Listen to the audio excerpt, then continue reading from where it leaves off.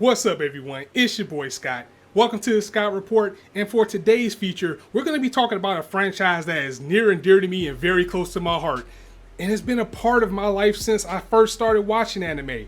This franchise is also celebrating its 40th anniversary this year. Today, we're going to talk about Mobile Suit Gundam and the essential Universal Century. I'll go over how you can get into the series yourself and my suggested watch order for the main Gundam timeline, the Universal Century. So you ready? Let's go. Introduced in 1979, Yoshiyuki Tomino's Mobile Suit Gundam introduced the world to the renowned Universal Century, dropping us into a war between the Principality of Zeon and the Earth Federation, with the latter unrevealing a new giant robot known as the RX-78 Gundam. This iconic robot was piloted by a teenage civilian mechanic by the name of Amuro Ray.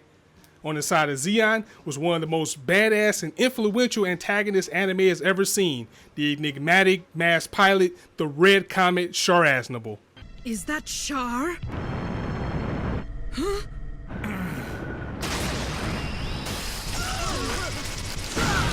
Now, just for fun, let's fast forward to 1996, where a young lad you guys know as Scott was just getting into anime, and I was first introduced to the franchise with Gundam 0083, Stardust Memory, aka Gundam Top Gun. There were other series that came before that which showed both sides of war and the moral gray area that comes with victory, but it wasn't until this series that I truly looked at both sides and felt that both were right in what they believed in. You could easily side with Ko Araki and the Federation, or you could easily sympathize with Anival Gato and the Zeon as well, causing you to be conflicted when they had to come to blows. This is also when I learned that this was a trope passed down from series to series as the franchise moved and evolved with the times, starting with Amuro and Char way back in 0079. After this series is when I decided to dive into watching the Universal Century, in order to get the full grasp and understanding of it all. Because 0083 was actually a prequel to the next chapter in the Universal Century, and my all-time favorite Gundam series, Zeta Gundam. With that being said, let's talk about my suggested watch order for the series. Gundam has many spin-offs, OVAs, movies, alternate timelines, and main timeline shows that can make it just as intimidating as getting into the Fate series. However, things are a little more contained when it comes to Gundam. One of the main reasons for this is that a majority of the OVAs and spin-offs aren't necessarily needed to watch if you want to get into the franchise. They're almost all amazing, especially OFMS Team, but they're not essential to get the full story. My goal today is to give you a streamlined timeline to follow the main story, then you can check out the rest at your leisure. However, I must warn you that the series is very time consuming. There's compilation films to speed things along, but per usual, watching the full series gives you the maximum impact. Gundam existed in a time where 50 episode runs were normal, and most are indeed that long when it comes to the main series.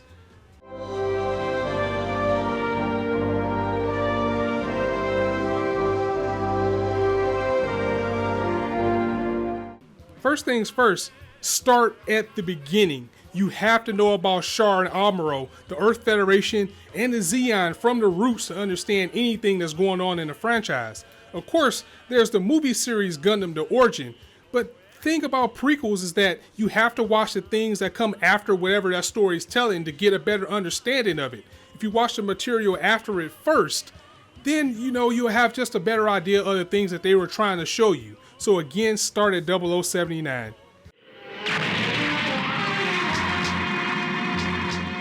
0079 is a 47 episode run, and I know I said to stay away from watching compilation movies unless you're pressed for time, but actually I recommend the compilation movies for the original because although it was condensed, it still has all of the major plot points that was needed to understand the war.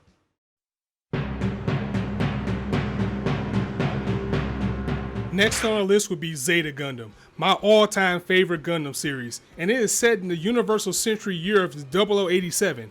8 years after the events of Mobile Suit Gundam. Zeta focuses on the rebel group, the Anti-Earth Union Group, also known as the AUG, as they try to defeat the Titans, an elite task of Earth Federation soldiers designed to hunt down Zeon remnants. But they also ruthlessly kill anyone who's demanding equal rights for space citizens in cold blood. A new generation of hero emerges in Camille Bidan, who joins the AUG led by the mysterious Lieutenant Quattro Bergina, who is clearly Char Aznable. I mean, come on, he didn't even try to hide it. But anyway, after his mother was killed by the Titans, when he refused to return to Mark II Gundam, which was an upgrade of the original RX-78. He took the helm of it himself in order to stick it to the Titans that were bullying him. Cause I mean, come on, look at this. Can't you blame him? I mean, yeah, he has a girl name, but that's no reason to pick a fight with the kid, right? Camille! Camille, you'll never find him. Never! I thought I heard a girl's name. But that kid looks like a boy. Camille is a perfectly good name for a guy. I'm a man and I'll prove it! This guy's nuts! Seriously, there is a lot more to it than that as far as why it started and why Camille goes on his path, but Zeta Gundam drives home the original theme that both sides are right in this war. The Titans are a faction of Earth that is supposed to be the heroes. However, they're shown here to just be a rogue group that controls even the Federation, and they have a sheer hate for the Zeon. Once the story moves along and stops trying to fool you that Quattro is Char and just flat out say it, you'll see that the Zeon just want the space noise to go back into space and live where they're supposed to, where they were born from. The Federation are puppets to the Titans, so the AUs fight for the freedom of them all. It's a theme like this, and just the characters that you come to love on both sides of this war, before they meet their end of course, that I love about Zeta and why it's my favorite in the franchise.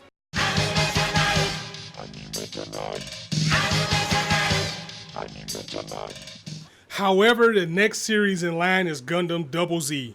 You know what? Skip it. It was trash. They know it was trash. It was supposed to be much better. Tomino pulled out of doing it so he can make what you should watch next anyway, so I don't even consider it canon. Don't even bother wasting your time with it. Where you should go right after Zeta would be the movie Char's Counterattack.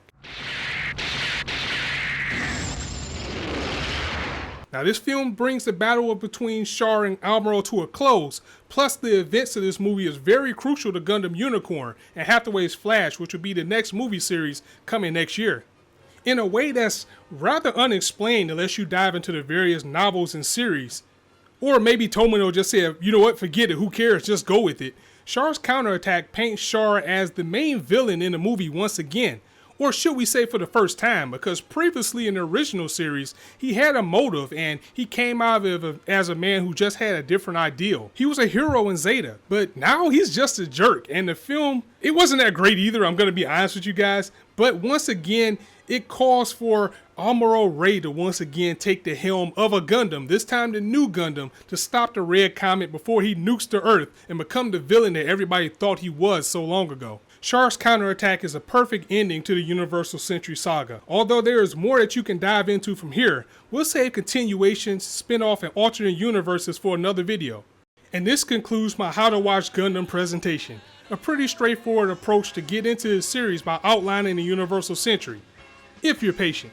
Once you learn the story at its core, you're free to take any path you choose with the franchise. I hope you guys enjoyed this video, and I hope it made the franchise a little less intimidating if you plan on checking it out. And as always, if you liked the video, go ahead and drop it a like, and if you want to hear more, go ahead and hit that subscribe button, as there's not a shortage of content for you to indulge on his channel. And as I always say, you guys can be anywhere on YouTube right now, but you chose to listen to me. I really appreciate that, so thanks for stopping by. Happy 40th anniversary to Mobile Suit Gundam. It's your boy Scott signing out. See you soon.